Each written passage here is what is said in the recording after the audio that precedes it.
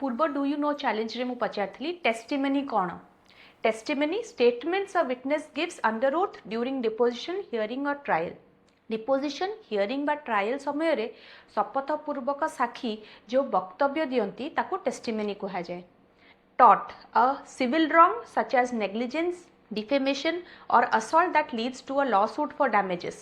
माने negligence, defamation एवं assault परी अन्याय जहाँ कि अन्य को क्षति पहुँचाए एवं से क्षति पूरण पाई मुकदमार कारण मध्य हेई पारे ताको कहा जाए taught. तापरे होची taught feeser, the person responsible for causing harm through a wrongful act. माने सही व्यक्ति जे कि अन्याय कार्य करी अन्य को क्षति पहुँचाती ताकू कहा जाए टॉट फीजर.